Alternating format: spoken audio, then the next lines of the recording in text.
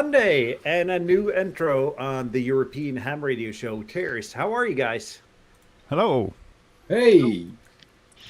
And we got a guest. Let's wait until the music stops and then we can start.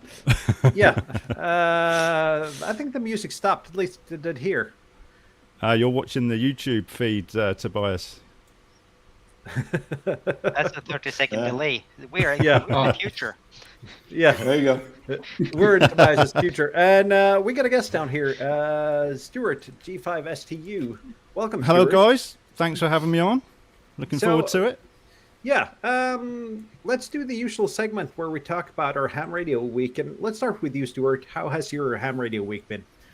Well, I've not actually done a lot on the radio this week. The bands haven't been in great shape during the day for me. I've got a very compromised setup here, so I don't have a garden, so no decent antennas. So, yeah, I've actually spent the week working on this thing behind me, Station Master. The reason I'm here today, the software. So I've been spending a week working on ham radio software. And yeah, once I finish working on that, then I'll be going out mobile to test a mobile app. So yeah, programming. That's all I've done. No radio, unfortunately. But hey, but it's radio related nonetheless, though, Stuart. Absolutely. So that's good. I'm just doing some live producing here. I'm not sure how well that works, but let's go on, Walt. You've been trying 6 meters this week. Yes, and I'm so glad it's open. but it's the magic band, though. Yeah, I'll be honest with you. It was cool. You know what? I can say I've made a contact in Europe. Every band from 6 meters to 80 meters. Haven't done 60, or 30. But anyway, the regular bands that everyone uses. But it was cool. I put the video up today. It was a bit of a learning experience for me as an operator because I talk about that in the video. I made some amazing contacts, but yeah, it was a lot of work to make those contacts. And one thing I have learned is 6 meters and 5 watts.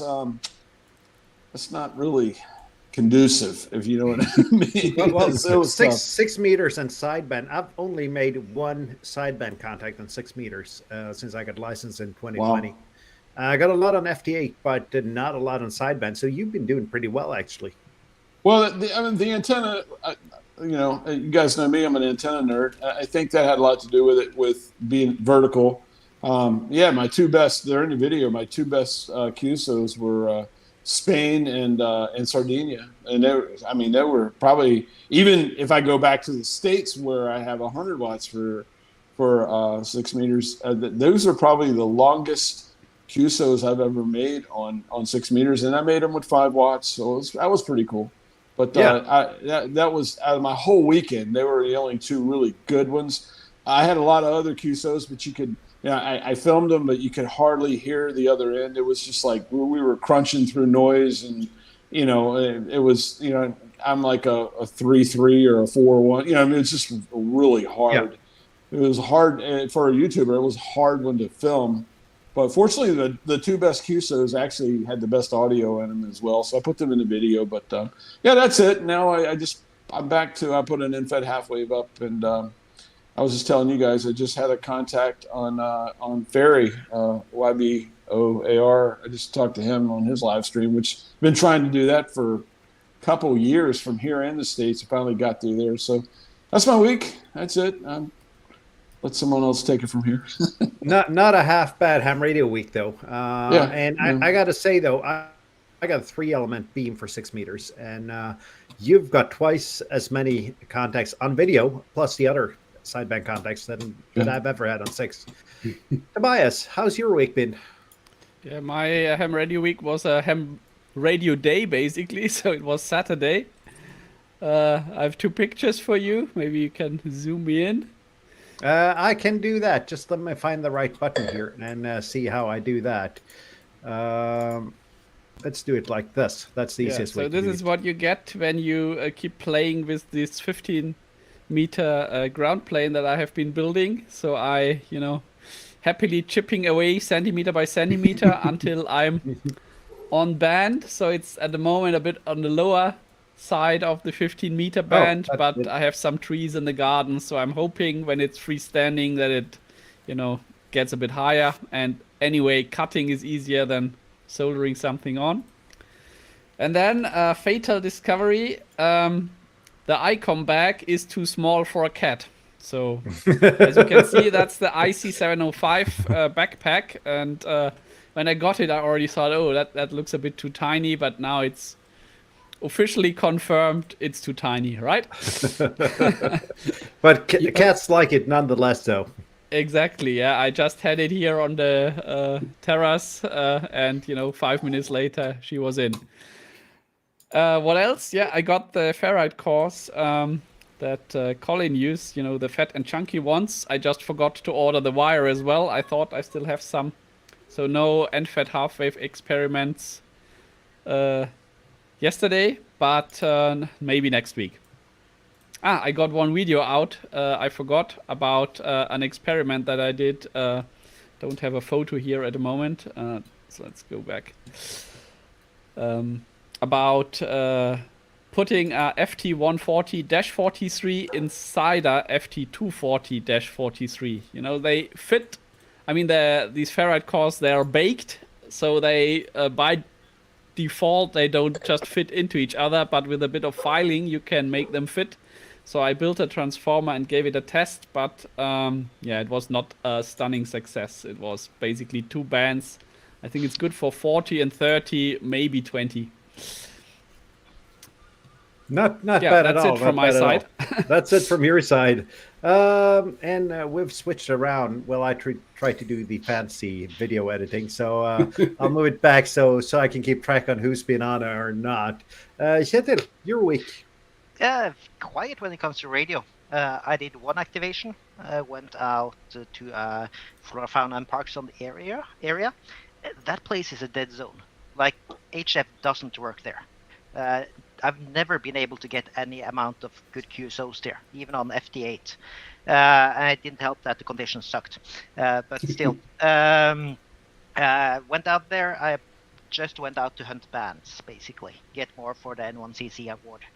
But didn't get enough, so I packed down. Done some video editing. Done some other testing for preparing for a long road trip I'm planning for this summer. And yeah, that's about it. Lots of work this week as well. Bob, your week? Yeah, I'm sharing a photo if you have the you do. We actually need to hire a producer for this thing. Look at that beautiful radio. Oh, yeah, I've dusted off the G90, and this is because of the challenge that I extended for the N1CC award for Pota. So I'm trying to hunt bands in parks as well. This is from it's called Vasser Syd. That only makes sense to Norwegians, I guess, but it's a really nice place by the water. Looking out on the water there, the next time you're going to make land contact is Denmark, so it's a fair bit of water out from that. So just to clarify that is Walt's favorite kind of water, salt water, isn't it? Me and Bob are like brothers from different mothers. Look, he even has the same knob on his G90 that I do, the aftermarket knob for tuning. You have that as well, because most people 3D print something and it doesn't look nearly as good as that aluminum thing, I think. Yeah, so, yeah. I have the same one on mine, man. Everyone, when I do videos, I get all the time about that knob. But you just made my day. That's nice. That's not, I can. Is it possible? Can I? Let's see if we can. Oh, there's the antenna. I was running a 9.6 meters so-called random wire antenna with a 9-to-1 at the feed point in the bottom, a small counterpoise wire, and just the tuner in the G90. So that tunes. It actually tunes 160 as well, but it gives me too much radiation coming back on it, so it doesn't work on 160. But anything from 80 up to 10, I can tune with that successfully and make contacts. That's really cool. Simple antenna. Yeah. Do you use a common mode choke with that? Several. I have after the 9-to-1, I have a short piece of coax with ferrite beads on it. Then there's a proper common mode choke that I wound, and at the radio end at the coax, I have another 9 turns through a ferrite core. So a great many chokes. And Nathan's got a little bit of a question for you there, Bob. Which is the antenna, the left or right stick? The right stick, sadly. The left stick is a parasitic element that he has off of it. And it's shorter then, so it has to be a director then, mustn't it? Right, yeah. Are you seeing now how much work it is to get that award? Like, it takes a little while. For those who don't know, the N1CC award is 10 bands in 10 different parks. Yeah, so, I got 2 at that activation, but if I let's see if I can maybe I can find some other pictures from another park. There was of course sheep, but let's see if I can find. Because I actually managed to complete my first park with 10 bands, and we have some pictures. Yeah, nice. It's a small city park. I was running FT8, of course, and I've made 2 meter contacts from that park before. So I filled up the 10 bands in that park. So I have 1 now. Cool. That's awesome. That's my radio week, basically. That's your radio week, and then on to my radio week, which has been. Well, the latter half of the week, my radio week's been wireless microphones and in-ear monitoring. But I started out on Monday experimenting with the JPC-12 antenna, and you guys have probably seen that video. And people didn't really like my conclusions on that antenna. Everyone pointed out that my methodology was a little bit wrong when testing it. A couple of tips. So I'm going to give that antenna another go, perhaps tomorrow or sometime this week. Looks like my workload's going to be a little bit less. Besides that, I've been playing with a new DMR radio. Doesn't look like my viewers like DMR videos anymore. So I got to finish up my commitments to the maker of that radio, and we'll see what happens on that. And I bought a radio, actually. Let's see if we can get that up on screen here. I bought a Pixie. Oh, that's awesome. Yeah, and the first Pixie I've seen that actually looks like a radio, actually.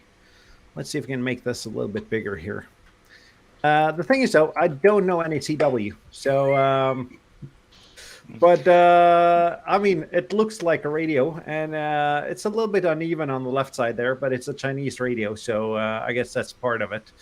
And that's about it. Shouldering on stream? I might try that. If you guys buy one as well, we could do that together. I have the kit. I Go find yourself a good encoder decoder that you can plug into it and plug your keyboard into it. And people, I'm giving away my secrets. If anyone works with me on CW, I'm on a keyboard. Is that one frequency then? Yeah, I was going to say that exact question. That is one frequency. I think you can tune it a little bit up and down from 7023, but not much. And Bert asked also how many watts, and I'm going to say yes because I don't know, and that's not why I bought that.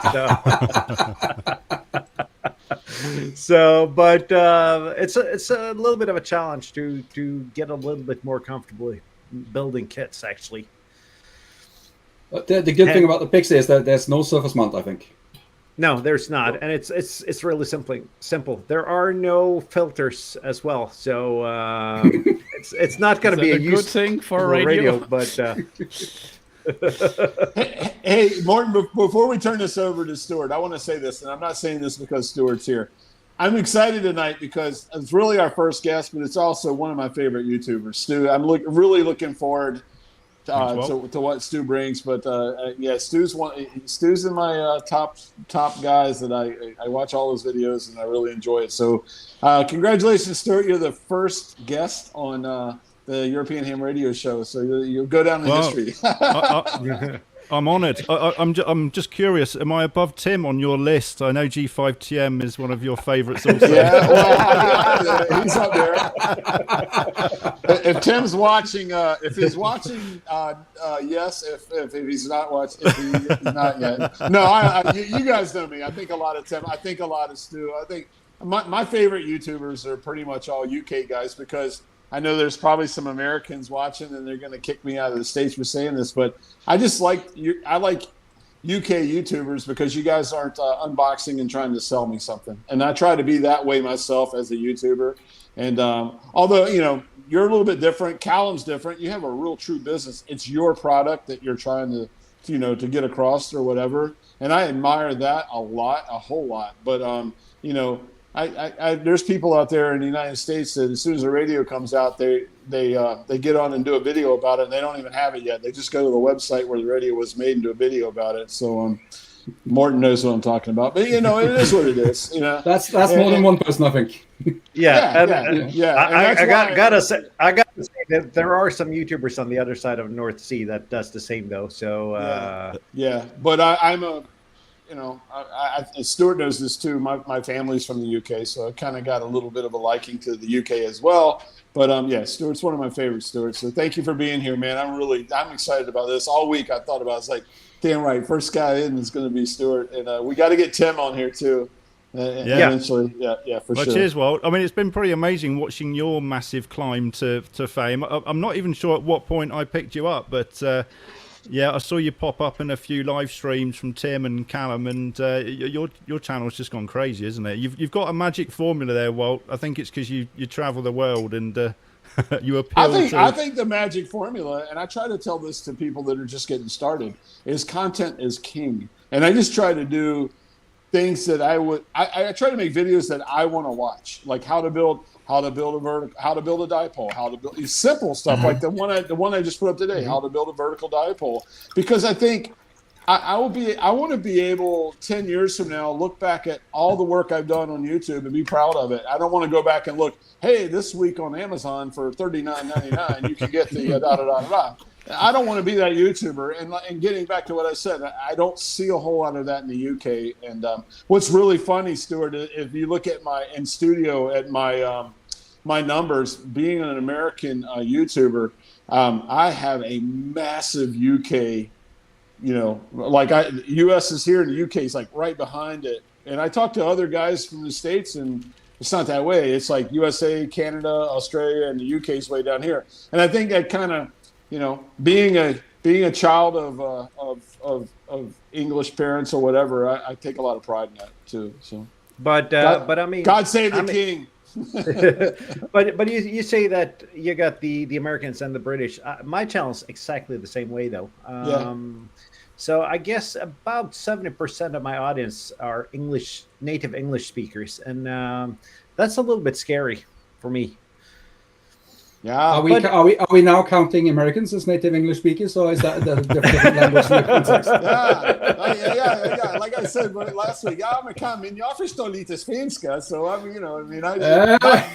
not all us Americans are like the old joke. If you speak one language, you're American. Some of us can speak a couple other languages. So. And you actually speak Swedish with a Polish accent, though, so that's pretty good. No, to speak Polish, you got to add that I joke because I have to speak a little bit of Polish every day. Like dzień dobry, you got to kind of add that. Dzień dobry, dziękuję bardzo. You know what I mean? You got to. They all sound like they just left the Kremlin. You know what I mean? You got to do that little bit of. So. And for my Polish friends here, I love you guys. Don't get mad at me. I'm just playing. You know that. So anyhow, Stuart. You're the creator of Station Master Cloud, isn't that correct? Yeah, you can call it. The reason I added the cloud on the end is because Station Master is kind of a name that's already, out there for other things. So in order to make it more Googleable, I basically added the cloud on the end. So if you Google Station Master Cloud or Station Master Online, you'll find the website. So that's why I added the cloud. But most people just call it Station Master. Morton, but it's one of these things. I just sort of fell into it, I got into the hobby and needed a logbook. I tried M1MM for a few weeks for a contest or whatever, and it's great, don't get me wrong, but if you're not contesting, it doesn't give you anything else, does it? It's just, I don't know, it's just a bit boring to look at on your screen, isn't it, when you're on the radio? My system gives you everything that you're probably going to want. You know, you've got QRZ, PSK reporter, lightning maps, web SDRs all built into it. So everything that you would normally need on a casual day on the radio is already there. So if all you've got is a laptop with one screen, my system's perfect. Awesome. And I wasn't actually aware of that until you mentioned it on the TEHRS Discord, and I started looking at it. I still haven't had time to try it out though, but after you have demonstrated it tonight, I probably will. So we'll just leave it over to you, and you could tell us a little bit about it. Yeah. Okay. Well, I'll let me put my present mode on. How do we do this? Right. Screen share. Entire screen, screen 1, share. Okay. Let's see here. Here we go. Go. Hopefully you can all hear me okay. So on the left-hand side, we've got a website. So this is Station-Master Online. So you can find that, just Google Station Master Cloud or Station Master Online. And when you get there, at the top right-hand corner, there'll be a box to say log in. We're not seeing that at the moment because I'm already logged in. Excuse me. And what you can see here straight off the bat is you can see who's actually online on the platform at the moment. You can see what frequency they're currently on. You can see what radio they're using. So we can see David there. He's the chairman of my radio club, the Golf 8 AMC Radio Club. And you can see that he's currently calling CQ on 40 meters there. There's myself. I've got the software running in the background, so that's why that's showing up. So basically what the idea of it was to create a social logging platform. So therefore, not only does it log, it shows where people are in real time. Over on the right hand side here, we can see the last 60 minutes. We can see these calls have worked these bands and these modes. If somebody's got a pileup going on, it will actually show up another little widget at the top, and it will show what frequency they're on and how many contacts they've made. So if you get on the air, start calling CQ and you have a pileup, it will promote you on the system, draw people towards you. So kind of like a cluster, if you like. So yeah, think of Station Master as like an advanced cluster that shows real-time data. So this is the website, and people can just go there, create a profile. If I go into my account here, we've effectively just got a profile page with a little about me. It's got pictures. I can upload pictures. It's got MP3s of QSOs that I've recorded using the desktop software. I can play one here. Can you hear that? Yep. Yep. Yeah.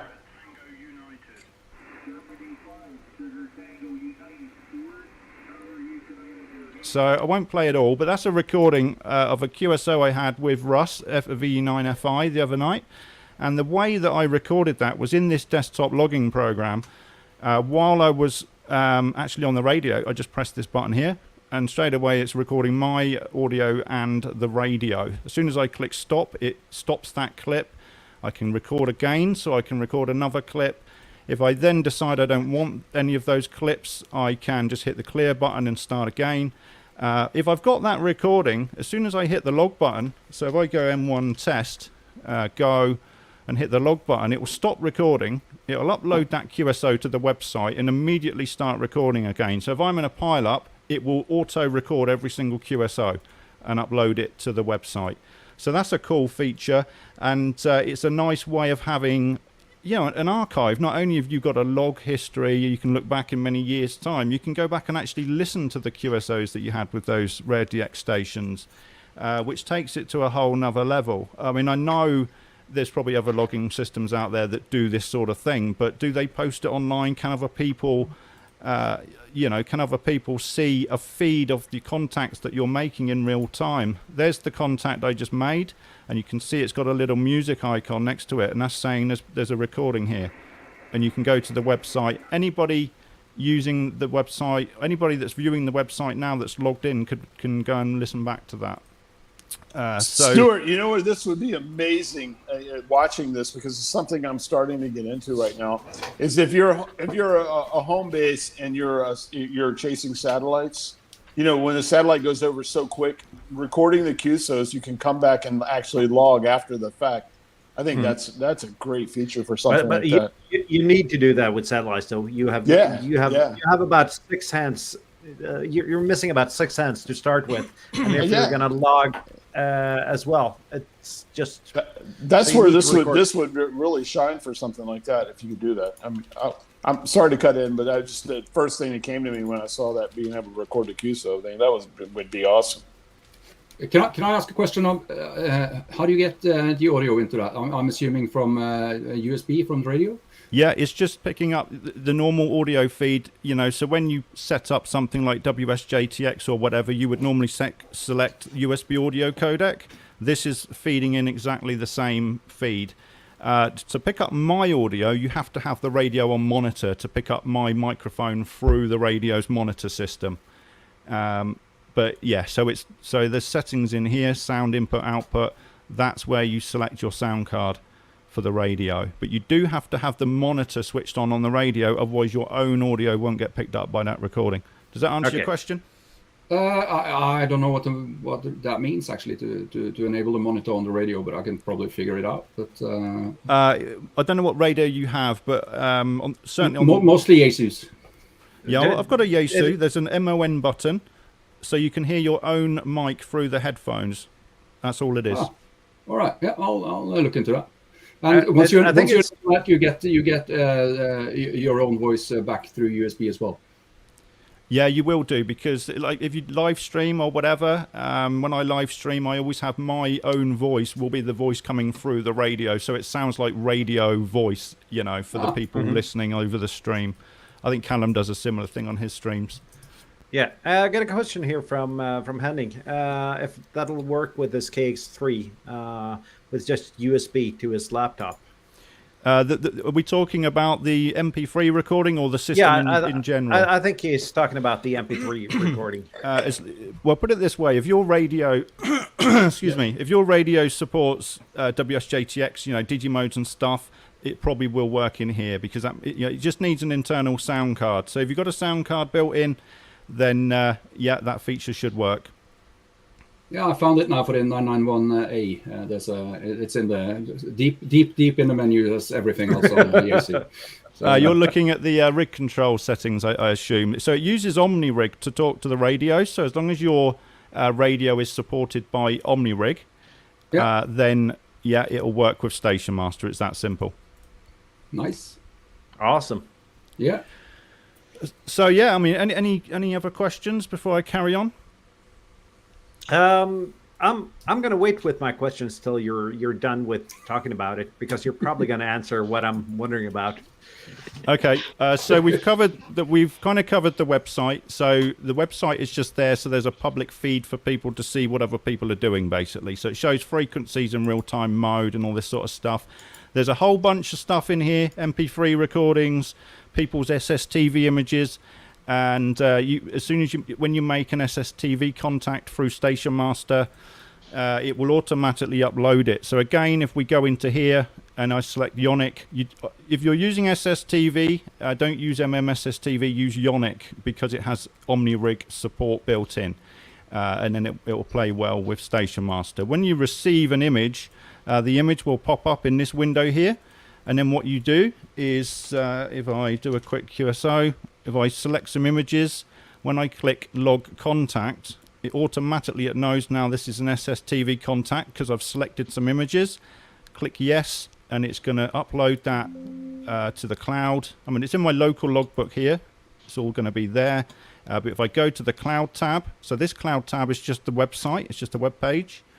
And I scroll down and we can see, in fact, if I jump back to the actual website, if we scroll down, we can see now it's popped up that I've logged an SSTV contact, and I had the recorder going as well, so it's added a recording, but we can delete that. And there's those SSTV images that I just logged and uploaded. So again, they're all public, and if I go to the profile of this call sign, even though they're not on my platform, they haven't created a profile. The system automatically generates it with any content that's been created for that call sign. So those SSTV images and any QSOs that have been logged for that person. So if we were to type if any of you guys went in here and searched for your own call sign, you will see all the contacts that have been logged with you by Station Master users over the last couple of years since it's been going. So that's the website. Think of that as like the public page. It's kind of like a QRZ, but on speed, effectively, taking it to another level. The desktop program, it does what it says on the tin. You you just log on your desktop. It's Windows only at the moment. I'm planning a new version that will be built with Flutter, and that will be cross-platform, Windows, Mac, Linux, everything. That's probably a year plus away. But this is Windows only, and let's search for somebody, brings them up on the map. Straight away, you've got distance bearing and all that sort of stuff. If I go to the logbook, the top section here is all the previous QSOs with this guy, David, and up here we've got the worked matrix, which you will anybody that uses log4om will have seen that kind of pattern before, so I've kind of copied them on that one there, so we can see I've worked David on all those bands and 87 contacts. So that's what that does. It's just a logger. It kind of is obvious. You've got built-in cluster down the left-hand side.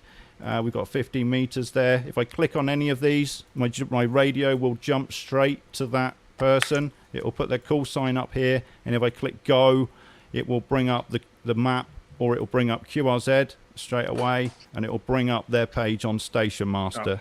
So everything up here gets updated for the call sign that you're currently working. If I click on somebody else, let's go 40 meters, K1PET, let's go there. So that's obviously 40 meters. Let's go a little bit lower in the UK section. Let's say we can't actually hear this person on my radio. Well, the cool thing is you can just hit SDR, and there we go. It's fired up Hack Green Web SDR, auto-tuned into that frequency, and if they were audible, we'd hear them. So if I turn my VFO now, the SDR's moving. Hopefully you can hear that. Yep. So that's Hack Green Web SDR. You can select, I'll stop the audio, but you can select any Web SDR from the SDR list and set that as your default. You can go to the Kiwi SDRs all around the world, and they are also supported, so it automatically sets the frequency mode, and it will follow the VFO as you turn it. This feature is used by a lot of people that have QRM problems at home. They just use a Web SDR. They can transmit fine, and if they can't hear the station coming back, they just press the SDR button, and boom, you've got them on the radio. I know it's cheating, but hey ho, it's better than not being able to play radio at all. That's a cool feature. I mean, it's adapting to your environment, though, because a lot of people live in places where there's a lot of noise.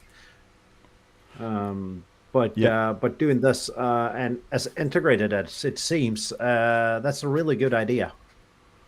Yeah, absolutely. I mean, all it is, it's just a web page, effectively. All of these tabs here, bar a few, are effectively just embedded web pages. That's all they are. And then, obviously, we're just tapping into that with code to remote control it. I've also thrown in the lightning maps. Obviously, I didn't build this. This is just a website. Again, it's useful to have. You can quickly get in to see what's going on with the lightning over the world. We've got PSK reporter there.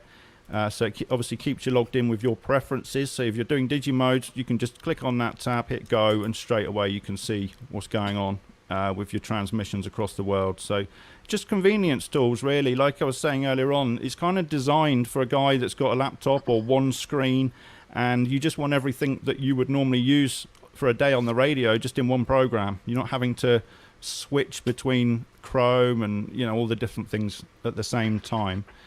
The clusters there, and one thing, it does actually support 11 meter cluster as well. So if I go into clusters, you've got the normal ham radio clusters up the top, and if you're on 11 meters, you need to go to this website here. There's a link there. Go there, create an account, put your call sign in here, and you will also get spots showing up on 11 meters over here, which won't work otherwise. So yeah, 11 meter friendly at Station Master. Everybody's welcome.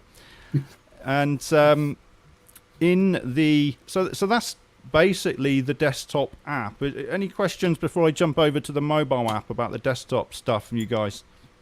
Yeah, there was a question here from Henning, but the chat actually answered it.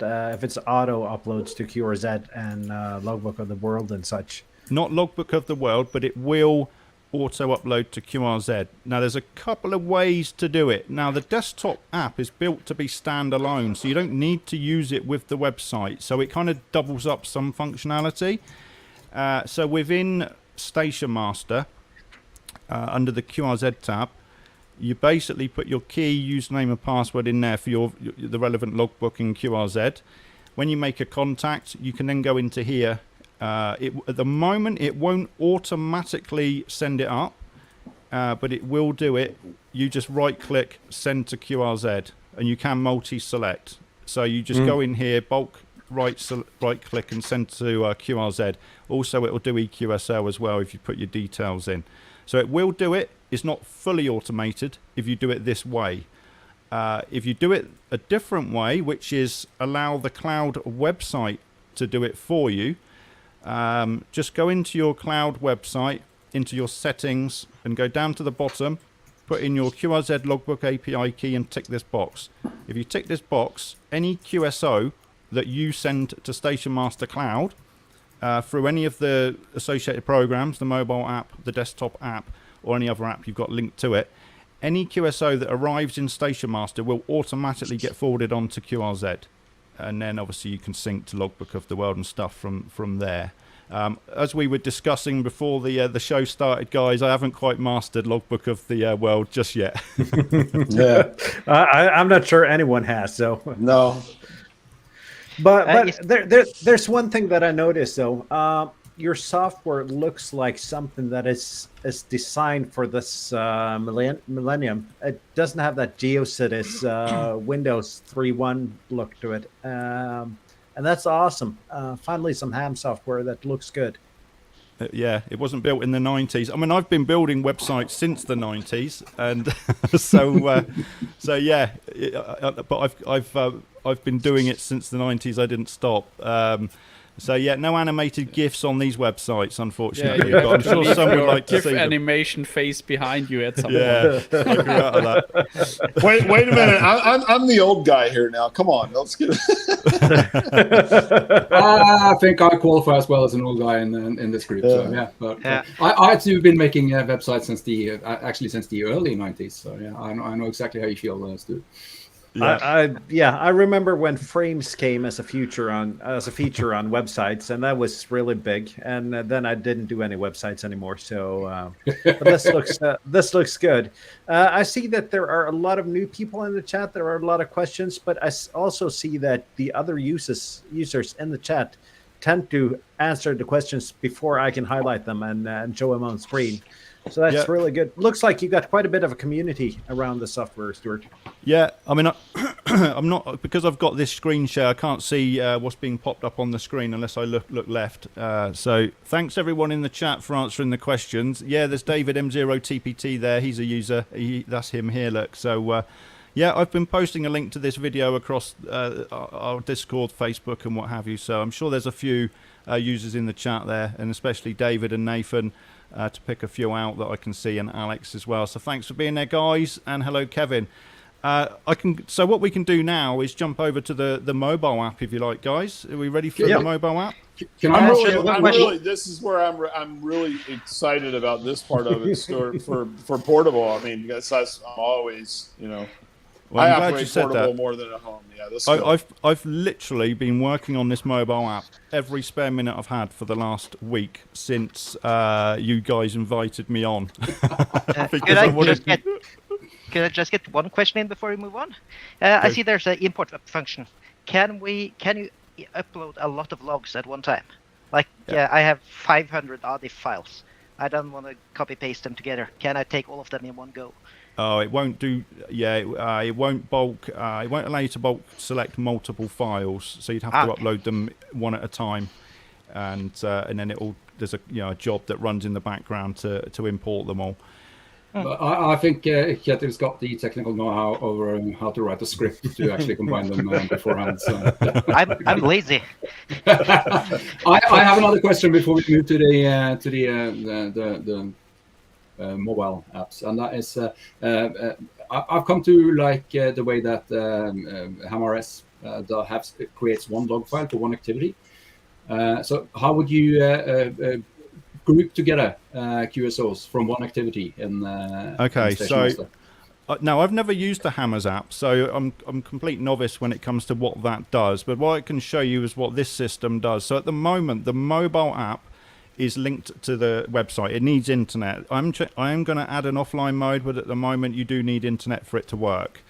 As you're logging away, I'll go through that in a moment. But as you're logging away, let's say I start an activation now for the next hour, and then I get home and I want to get those logs. Well, because it's connected to the internet to this cloud website, all you would do is go into your My Account, into here, and then you just select the date range of that activation, and you can export an ADIF file that's just for that date range, which would obviously be that activation. So that's kind of the only way at the moment. Was you thinking of something else? I was more thinking if I want to go back and look at my log in 2 years, how can I, at that point, see what entries belong to what activity? Is there any way to group them for that? Not at the moment. One thing I am thinking about doing is within the system as a whole, obviously when you're doing any kind of contest or whatever, you would set that you're doing in here, you'd set your contest ID, for example. So, I mean, what you could do is while you're doing an activation, you just put in a kind of a unique name for that activation. And then within the website, it could automatically create a kind of a page for that activation that you could then go back to in the future. But it doesn't do that at the moment, but I see what you mean. That sounds like a good idea. Yeah.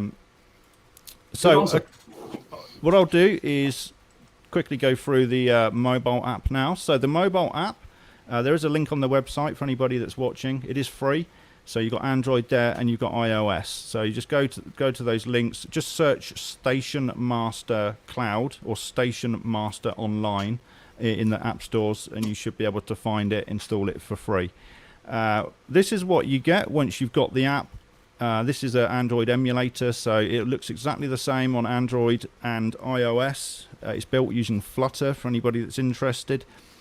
And on the home page, this feed here is exactly what you see on the actual website. So on the home page of the website, you've got the public everybody feed here. That's exactly what we're seeing here on this home page. At the moment, I've got it filtered to just voice. I can add in data as well if I want, and we can see all the FT8 and stuff in there as well. If I click into this QSO that's just been logged by Andy M7XTT, and I can actually click a button and it'll fire up WebSDR within the app on your phone, and you can tune in. That's so nice. Nice. That's awesome. How cool is that? At the moment, full disclosure, it's hard-coded to be using Hack Green WebSDRs in the UK here, so it's not going to be great for everyone around the world. But as we've got in the desktop program, the SDRs, you can configure whatever one you want in the desktop program. That is coming to the mobile app as well. So you'll be able to tell it which ones you want to use for which bands when you click on stuff. So this is really cool. I was actually using it today while I was driving along. Have you just imported a log? A few hundred QSOs. Sorry. A lot of stuff just popped up. Sorry. You've just pointed out a bug because it's ordering it by creator date, not QSO date. So yeah, I'll need to fix that later. Thanks for that.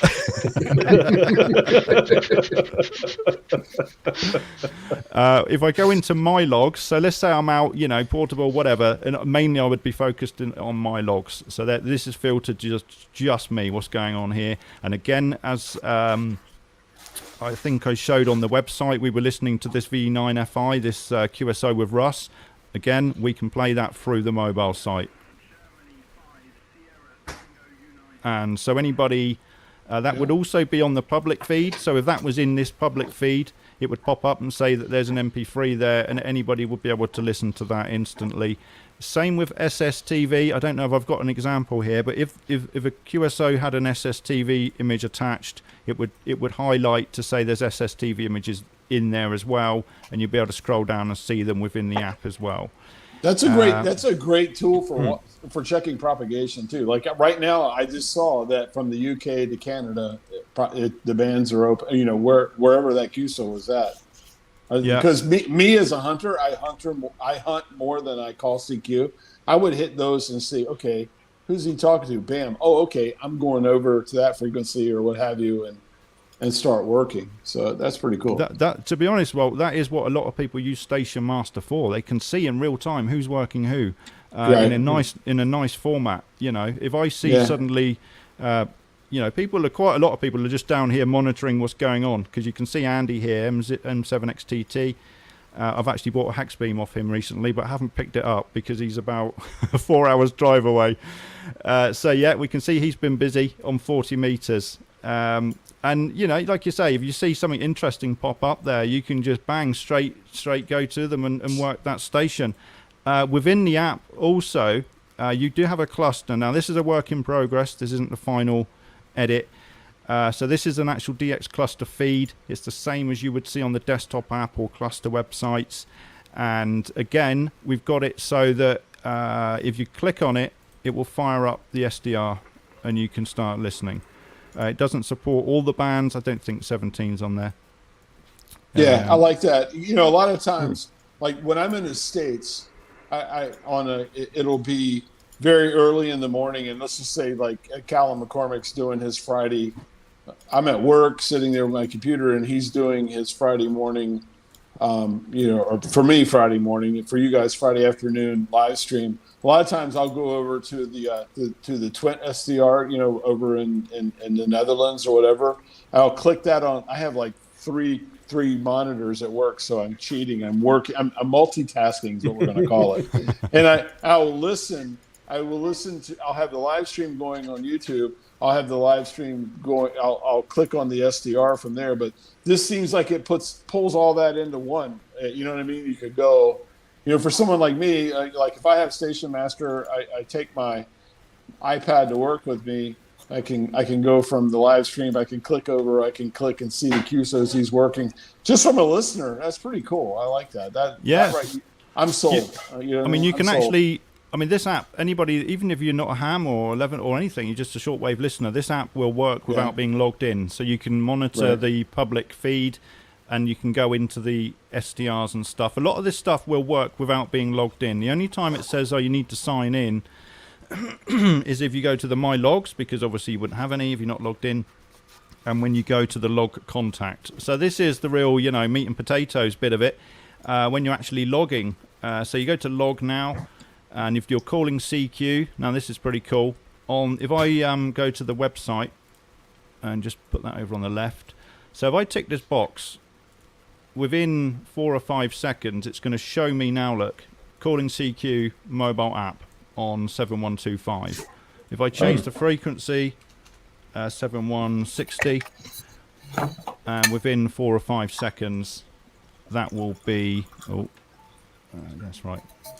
That will update. So just by ticking the call in CQ box, that's basically telling the cloud site, okay, show me as on air and calling CQ. And that's actually a feature that I forgot to show on the desktop app. On the desktop app, there is a toggle switch here. You can set it to calling CQ or shortwave listening or just calling into stations, which is the default one.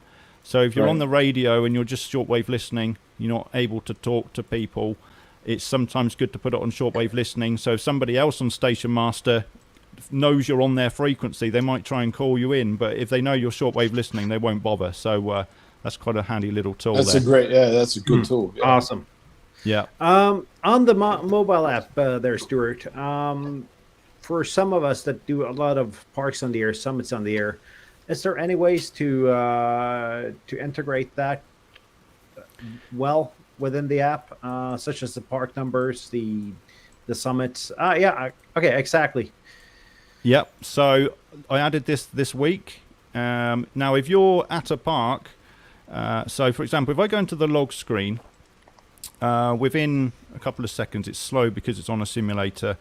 Straight away, it's going to bring up through GPS location. It's going to bring up my Maidenhead locator and my Workdoor Britain square. I think it's the same square. It's used internationally, isn't it? But we call it Workdoor Britain over here. But it's used the same kind of squaring system as used globally, I think. So that's what that is. It doesn't, at the moment, it won't show you your current park number or all of these other references. It won't automatically figure that out for you because I haven't figured out how to do that yet. But it does allow you to put in other people's as you work them. So if you get a park to park or summit to summit or anything like that, you can just scroll down a little bit further when you're making the QSO and just pop it in a box down here. But it doesn't allow you to put in the information of the park you're currently at the moment. So that's something I need to add in. But yeah, it's certainly on the way. And yeah, and definitely one of the key things I want to support is all of these, you know, these worked all, whatever, POTA, SOTA, you name it. I want to add support for it. But these are the main ones at the moment that I've added support for. Does that answer your question? Yeah, it answers pretty good because that's one of the reasons I use hammers, and I guess most people use hammers is the tight integration with Parks on the Air. And yeah, is it really good integration with Summits on the Air as well now? I think so. Yeah. But what annoys me with hammers is the fact that you can't really have that online integration with the app, which your app has. Yeah, I'm like I say, I've not used hammers before. I know that the Parks on the Air on the Air guys have recently launched a new API, haven't they? I need to look at that and integrate with that. But yeah, I mean, this is all stuff that I'm planning on adding. You know, this is all early days. Remember, this has only been going a couple of years, and the mobile app, I first built it about a year ago, and I didn't touch it until about 2 weeks ago. So everything, you know, most of the features that we're looking at now have been built within the last 10 days. So yeah, it's you've got articles in there that feed in off the website. I wrote all these with ChatGTP's help. He's a very good assistant, is ChatGTP. And videos, and there's somebody's posted a video there actually, and there's us here. So if you go to the website onto your own profile, and anybody can post content, so just go to your own profile at the top of your profile page, just select video or article, and that will go into the article or video feed. If you select anything else, it wouldn't show up anywhere. So just paste in a YouTube link, or just put in some text, or upload a photo, and you will show in the articles and videos feeds. The admins of the site obviously will remove anything that's it's not appropriate or doesn't really make sense. I don't really want it to be full of spam, you know, anything non-radio related. It kind of needs to be on topic, otherwise it would be removed. But anything you put on through the website will show up in the app as well. Today I've added a feature so that, let's say you go out portable or whatever, you've just put up a nice antenna and it's looking pretty cool, and you want to tell everyone about it. What you can do is go to create post and type in some stuff into here, currently activating, whatever it is, blah blah blah, and you can take a picture, add it to it, and then publish. There we go. Cool. Boom, straight online. Awesome.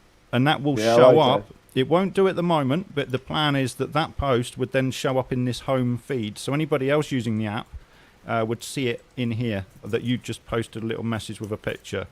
Let's just say I'm on the beach. I'm on the beach and I just built this new mega awesome super vertical antenna working the beach from Virginia Beach, Virginia. I could post that. Bam! I'm on here on Station Master. And for me, it's like spotting almost. People will go, what frequency you're on, whatever, and bam, and it can go. I like this. This would be great for I mean, obviously, like that. I mean, as long as you open up the app, put in your frequency and click calling CQ, then you're straight away you're going to be on here anyway. So that's already going to draw attention to you. Right. Obviously, posting a post and a picture is doubling down. I mean, I'm kind of thinking of integrating it with other platforms, so that if somebody does do a post, it would automatically relay it up onto the Station Master Facebook page or Station Master Twitter account or whatever. Right. But yeah, that's all in the future. Any questions? Yeah, is there a way to go QRT? Like you can see I'm still calling CQ there on a weird frequency. Yeah, it will stay that way for about 10 minutes and then it will disappear. Okay, that's good.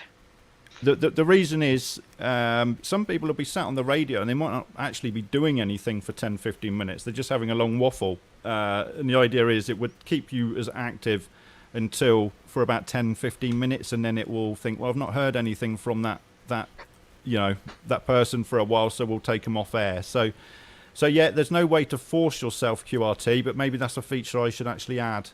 But it's not there at the moment. Awesome. I like that. I really like this.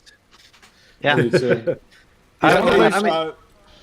Morton, I want to put the request in right now that we don't stay hard on the 60. Let's keep rolling. No, we're gonna go past the hour here, and if anyone's got to go ahead and. But I mean, it's an amazing piece of software, and the integration is awesome. I really like what I see. So I already have a plan for a video from a new user perspective on this, because I like what I'm seeing, and it's got a lot of the stuff that I'm missing out on Ham Radio Deluxe, which I'm using at the moment. So I'm going to give this a real good go. I think it's one of those things, if you give it a go, and after a week you'll be hooked, and you'll wonder how you ever managed without it. Some people criticize because they look at it and they don't ever actually try it, and it's like, oh, it doesn't do this, doesn't do that. It's like, yeah, but you haven't even tried it, At least give it a go before you point out all the problems. But yeah, I'm the first one to admit it doesn't do everything. There's some things it just doesn't do that other systems do. And yeah, like I said in some of my own videos, if people are over the moon and completely happy with the way that they log, and this doesn't offer anything for them, fine, don't use it. But it's as simple as that. I built it, I've made it public because my friends wanted to use it, and it's just grown from there. It's one of those, it's one of those little hobbies that's ended up turning into a bit of not a business, because I'm certainly not making any money out of it, but you never know. Give it 10 years, that might change. There you go. So what kind of user base do you have with this? How many users? Yeah, there's about 800 registered accounts, and I don't really know actually. I'd say there's probably 50 regular a week, so we're not talking big numbers, but I've not pushed it. It's just growing organically by design so that I can scale up slowly. I want to be the American pusher for this product here. So the official sponsor. $39.99 on Amazon right now. I thought you did sell stuff. We're going to unbox it. We're going to unbox it next week. I didn't think you did affiliate deals there, Walt. I'm just, you got you. You're right. Depends on the product. We established that last week. Right. I believe do that for radio as well. GX2. It's going to be my new one. I believe in this product, so here you go.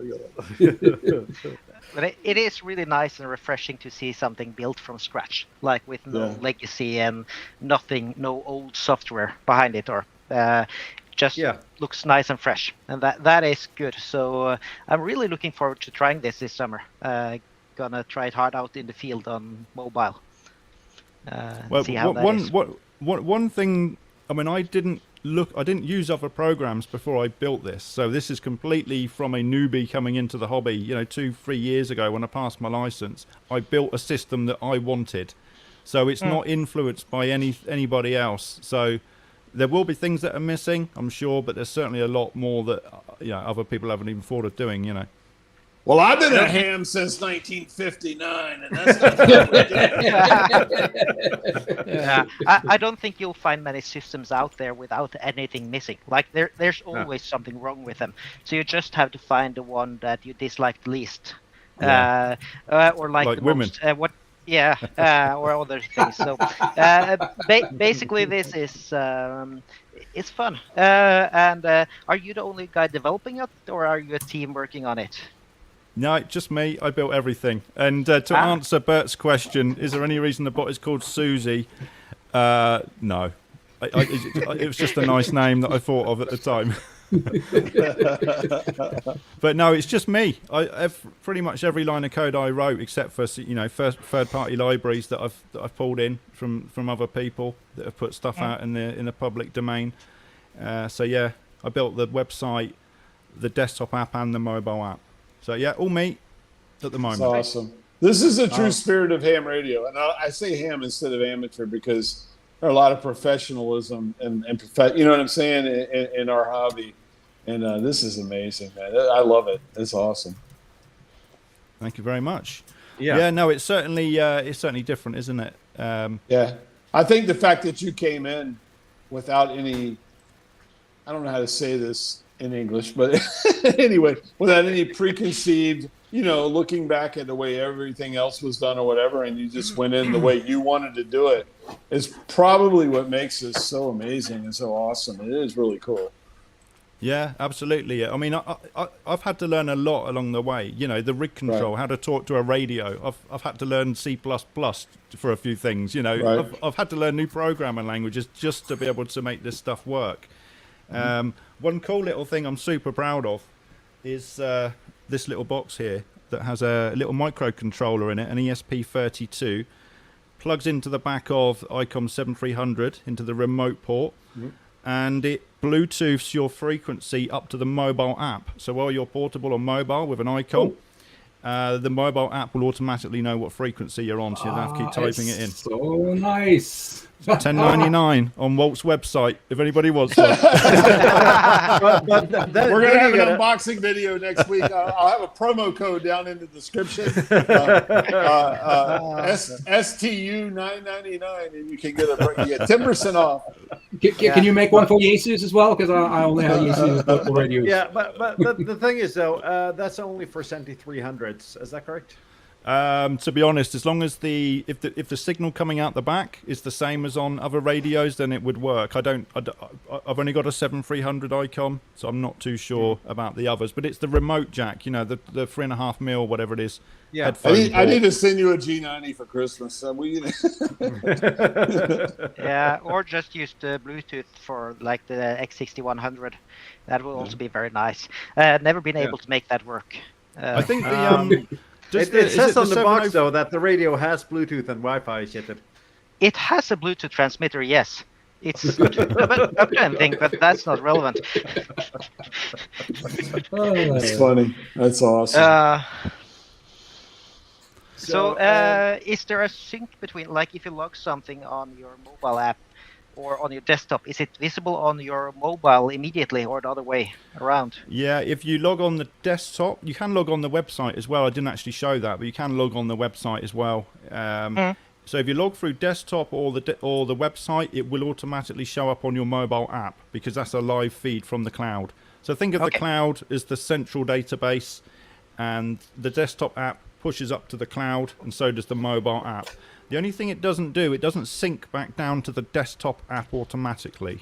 But you can do an export and an import with about 3 clicks to get it back in sync.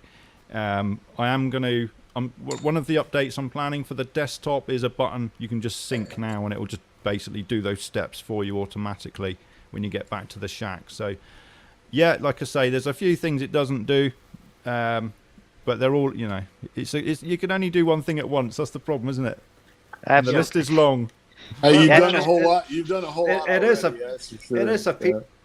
piece of software, though. And as Walt said, I think it's a good thing that you did this from a new user perspective, because there is a lot of functionality I see here. Most of all, the cloud syncing, which no one else has managed to figure out how to do.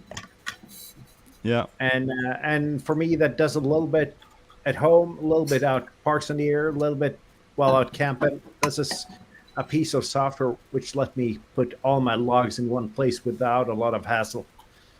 Yeah, I mean, for me, it's the mobile app especially. It's kind of like if I go out mobile, log 100 contacts, let's say, I don't want to get home and then have to write them all back into a logbook manually. That's the last thing I want to do.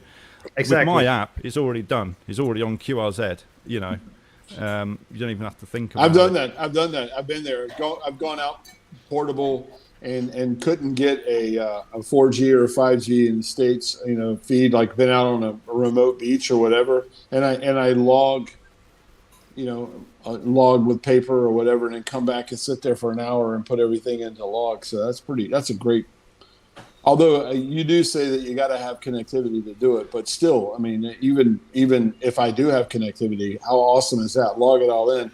The thing I like about it, if you watch my videos, I always put how many miles and kilometers everything's in. So with it's automatic with Station Master. I can take that right there when I'm making a video. Boom, boom. This is how many miles, how many kilometers it was, or whatever the QSO was. That's pretty cool. Yeah, I mean, another thing this mobile app actually does that I didn't mention is when you log through it, as long as you've enabled location services, it will log your own lat and long each time you click log, and that will go into the website.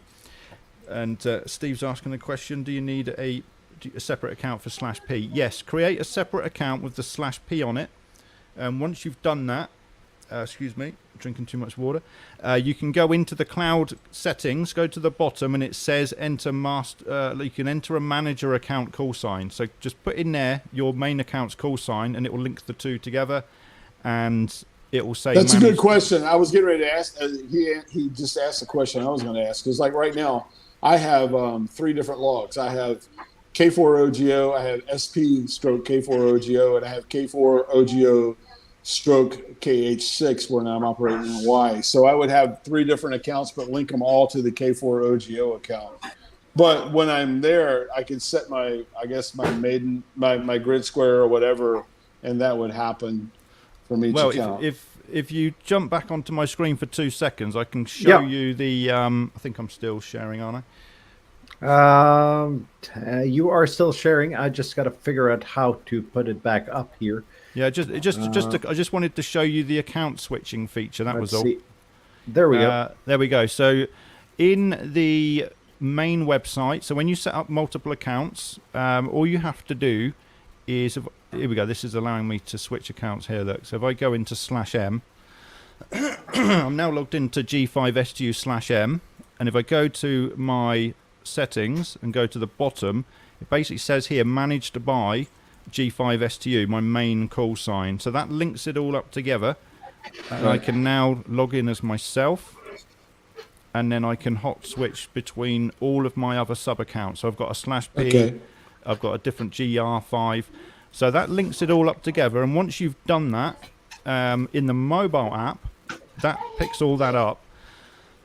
And when you go into my account, you've got all your other accounts here, look. So I can jump into /m. So now I'm in my /m account. If I go to my log history, this is me /m logs. If I go back into account, go back to main account, and then go back to another sub account. So that's it. That's all you need to do to switch logbooks in the app. Perfect. Yeah, that's good. That's a great feature. Absolutely. For someone like me that travels a lot, I travel a lot and have basically 3 different call signs. That's pretty good. Yeah. And the desktop app has a similar feature as well, but I'm not sure that now, but it's got a similar sort of thing going on. Yeah. Great thing Go ahead, Chet. Yeah, a great thing I saw there, just as a very positive thing, is that when you install the app, it came from the App Store. So there's no side loading, and big kudos for that, because that's so typical in the ham environment. So that is good. Yeah, it's great. It's good stuff. So you don't need to keep a separate Android phone, which is not connected to anything, for those sketchy ham radio apps. Yeah, and that is good. I have too many phones. No, it's funny. It's funny you say that. I don't have an Android phone at all, and it's something, or a tablet. I've been thinking about getting an Android tablet just for other software, but I think this solves that problem for me. I can stick with my trusty Apple products and keep rolling. Yes, very, very nice for us sensible Apple users, I think. That's right. I just want to say a quick hello to anybody in the chat. I've not been able to keep an eye on it because obviously I'm talking and presenting, but anybody in the chat saying hello, thanks very much. And all the users that are in there as well, existing users, or have just signed up, fantastic. If you've got any problems, there is a Discord or a Facebook page. Just get in touch and we'll help you out. Awesome. Is there any way to financially support your development there, Stuart? Yeah, if you go to there is a kind of a premium. Once you sign into the website, you create an account. At the top, there's you can go pro. It doesn't really give you anything else. It's just really a way of supporting the system. It's a couple of pounds a month or whatever. If you don't want to sign up that way, scroll to the very bottom of the web page, and there's a support link at the very bottom, and you can just do a one-off donation or whatever. So, yeah, anybody that wants to do that, greatly appreciated. Thank you very much.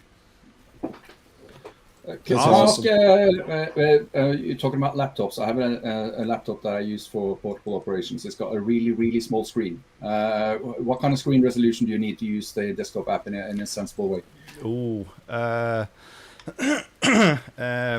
Well, I've had people moan at me that my resolution, it was requiring too big a resolution, so I've actually made that screen narrower. So you'll probably find it's okay. I'm just having a look here now.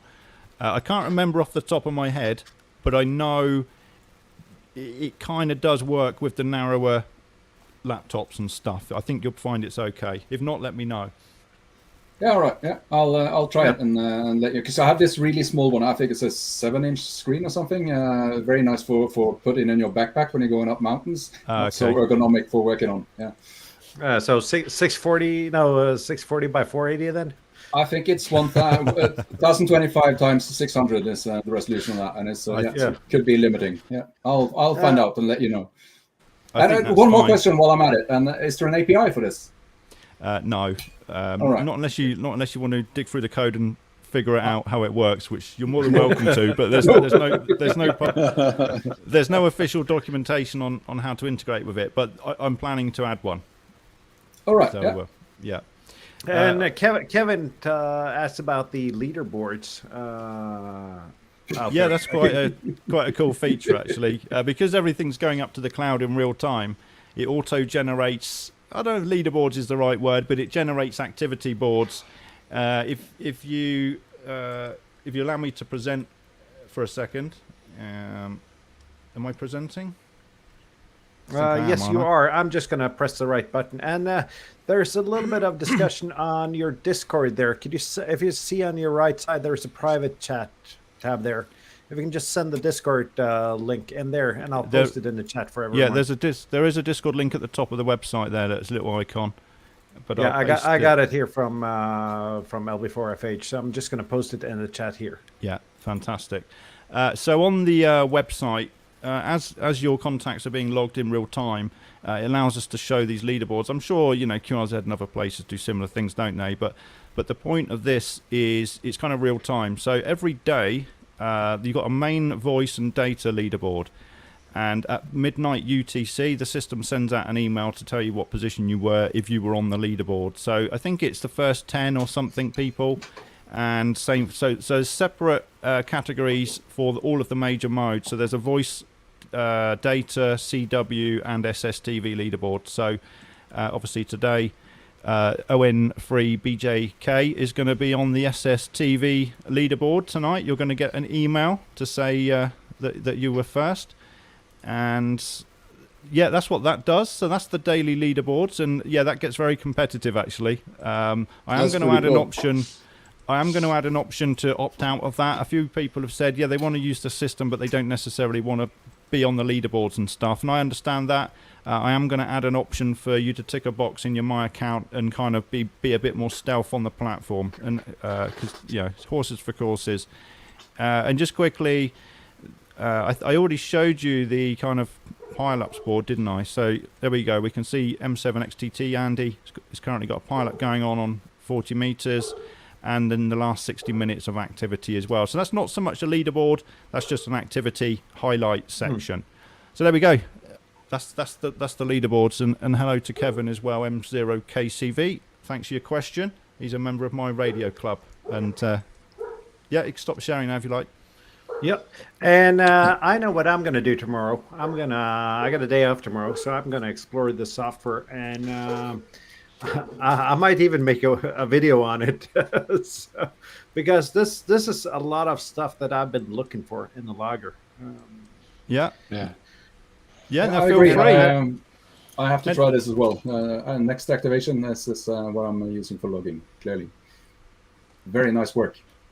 Yeah, well, Very happy good. days. And if you find anything that it doesn't do that you need, because you guys are the guys that go out and do activations. I'm not an activator. I'm a casual HF guy, a bit more like Walt. I think I don't often see you activating Walt. You just call CQ, and that's kind of what I do. That's it. Yep. So I don't really know what it's like as an activator, what I need from a logging system. So I would appreciate, feedback from you guys if you do give it a go. And feel free, make any videos, all the videos you like. I encourage it. Yeah, we gotta promote this piece of software. I think I'm gonna put a promo code in my stupid video. question, Stu. go ahead, Tobias.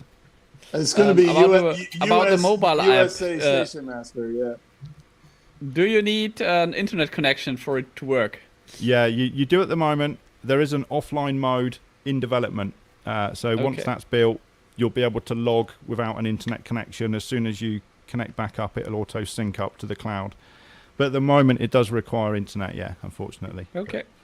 But that's just hooking up a router and bouncing it off a mountain. So that works. Yes, some people do that.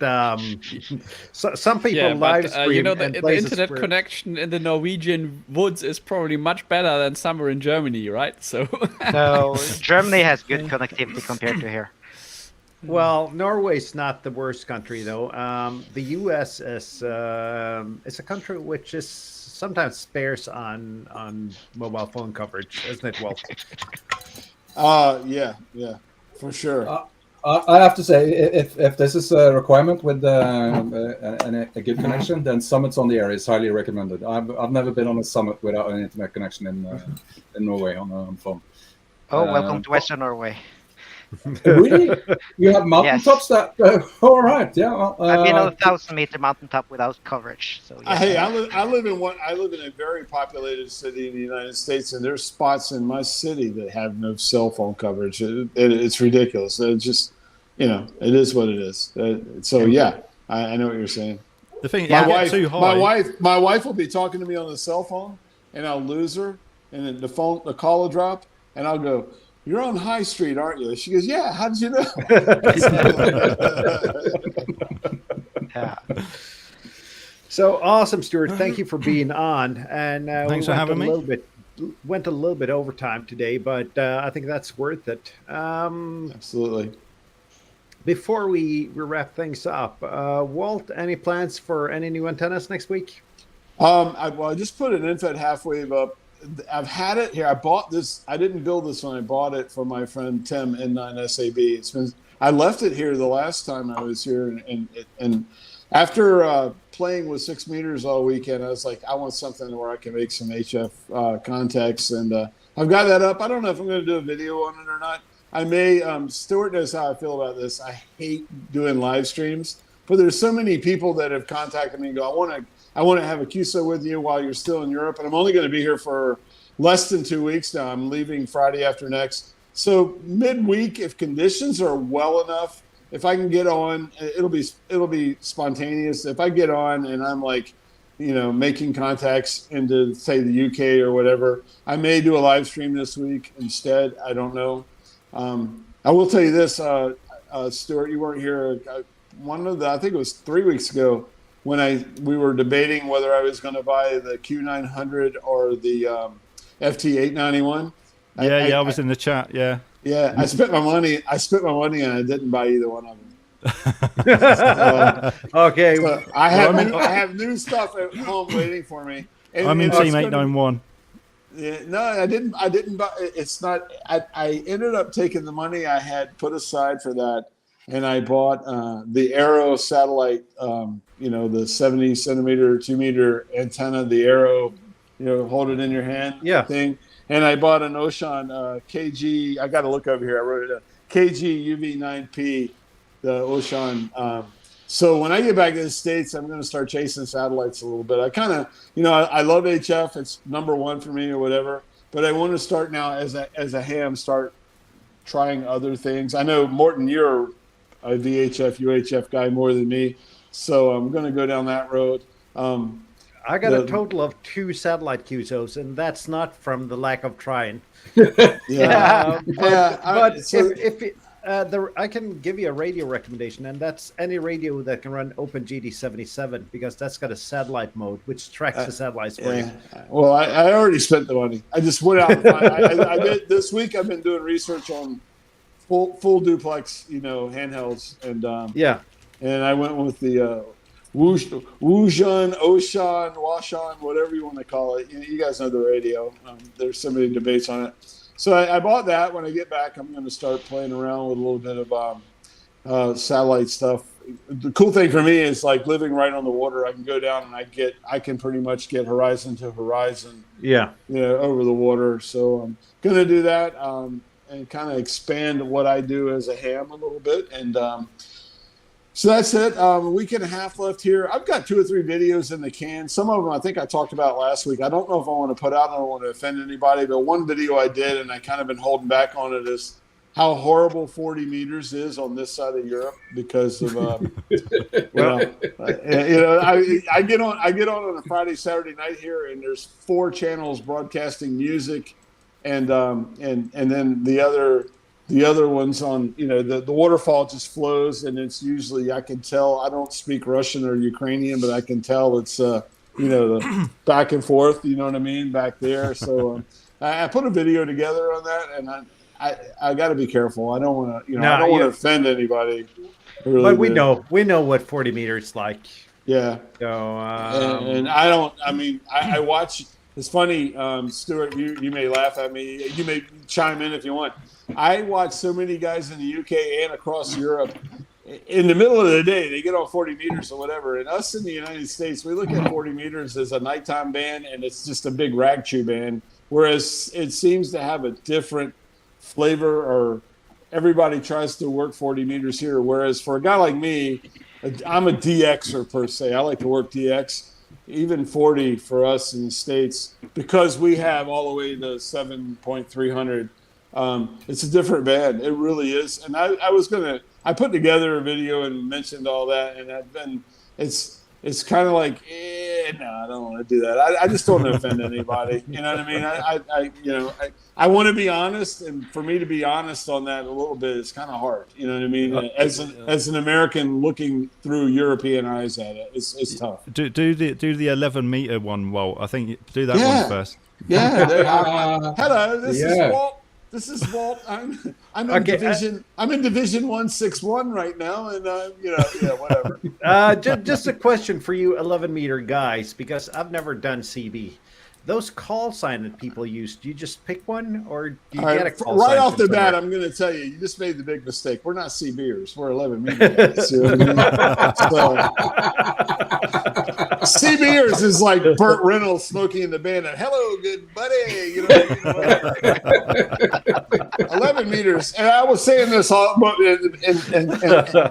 in the green room before we came in. I was talking about this. There are really some amazing 11-meter operators out there. There's some good 11-meter people on YouTube who I love to watch. But you can kind of join a club. There are a lot of them on online, and you can just register with a club. And they right now I'm in.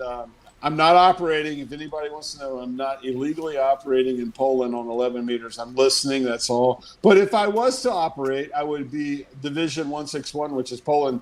Stuart, you guys are 26. Well, for England anyway, yeah. For England is 26. That's kind of just a common thing that everybody knows. And you can make your own up, Morten. You could be, I don't know what Norway is. So I could be rubber duck if I wanted to. Well, no, you try to give yourself a number. Like you could be LB01, you know what I mean? And in front of that, your division number or whatever. So that's kind of how 11 meters work. I personally have great respect for 11 meter guys. I know a lot of hams like look down on them, or like you said earlier, call them CBers or whatever. But I started in this hobby. And this is how old I am, like 1974 as a CBer. You know what I mean? I was a shortwave listener. I learned code to go for my novice in the States, which you had to 5 words a minute or whatever back then. I was a teenager. And then I got a CB radio and realized that I could just talk and not have to sit there and da-da. And I enjoyed it, got hooked on it. And And it was what led me. It was the gateway drug to become a ham radio operator because and Stuart knows this too. I'm an SSB guy. I really think the human voice is the most wonderful thing for radio. You know what I mean? And not to look down or say anything about, we did our video.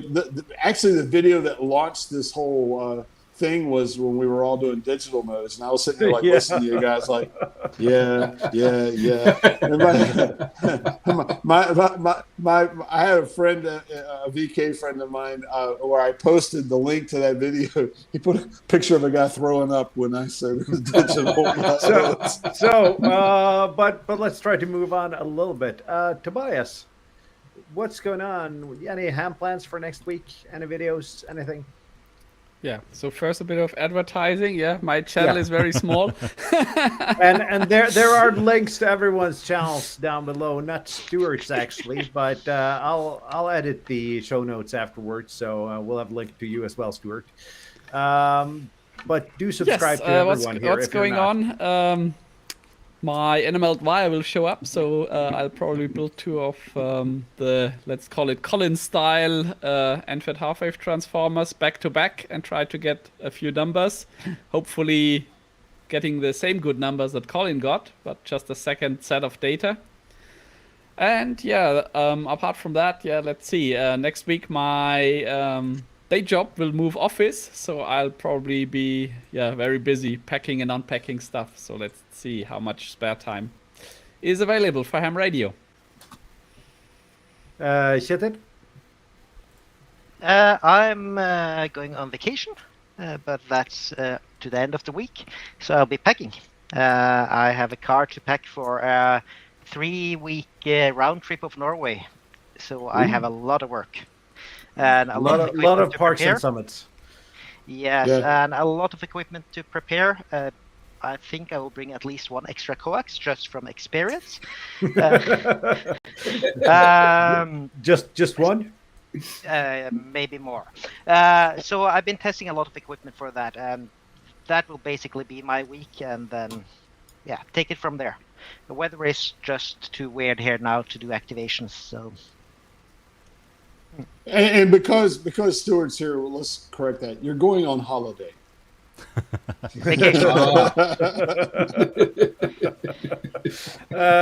Bob? Yeah, I'm. There is in Norway a metal festival called Tons of Rock. I'm going for 4 days next week. So that's gonna probably take the remaining of my energy from me. So I just realised you meant music. I thought it was actually a festival where they line up lots of metals. And no, that's a strange thing to have a festival about. No, this is music. Yeah, so I'm going to see Guns N' Roses. I'm going to see Iggy Pop. I'm going to see Volbeat. I'm going to see a whole bunch of other fantastic bands, and maybe even have a beer. But very little radio for me next week. Just a quick question there. Are you camping in a tent, or are you doing the middle-aged guy staying at a hotel for the festival? What do you think? Hotel. Yes, I am. I'm staying at the hotel. And Dricka Ura. Yeah. Sure. There you go. Yeah. He knows the basics. Speaking about concerts and everything, in 2 weeks, I'll be at Bruce Springsteen and the E Street Band, so someone else is gonna cover the stream for me then. Where is this concert? It's in Oslo. You want to come up, Walt? We can join him. Yeah, I wish I could. I'm going back to the States next Friday, the 30th. I'm flying. Yeah. What day is that band? I mean, it's the concert. The concert is on Sunday. On next Sunday. No, 2 weeks from now. Oh, 2 weeks. That will be my first Sunday back in the States. So I will. So we get Bruce Springsteen, and the US gets you back. So I think that's a fair trade. Yeah. Well, I was born in the USA, so there you go.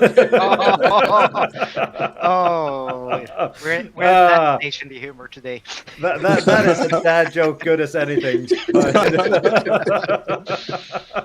But we'll figure something out for the show there. I don't think I might be demonetized by YouTube if I live stream from the concert. Worst things may happen to you there, so. Yeah. Let's see. Except for concerts, Bob, any radio related things going on? Or just music?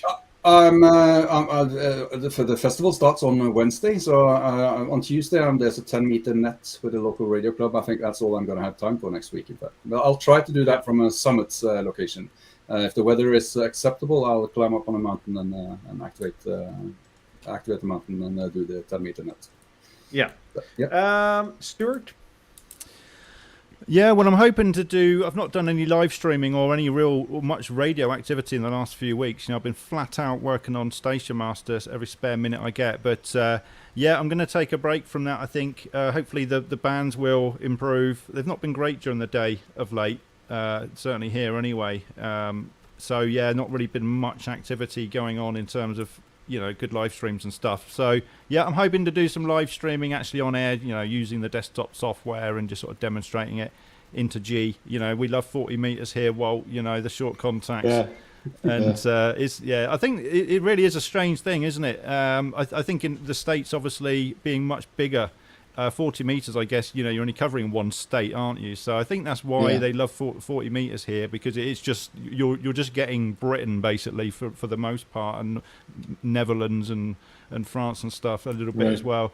But yeah, that's my plans, Morton, this week is actually try and do some radio and an actual live streaming on air. And I'm hoping to do some radio as well. Hoping to do another test of the Chinese buddy stick and see if my methodology was completely wrong, or if it's just not as good as an antenna as I thought it was.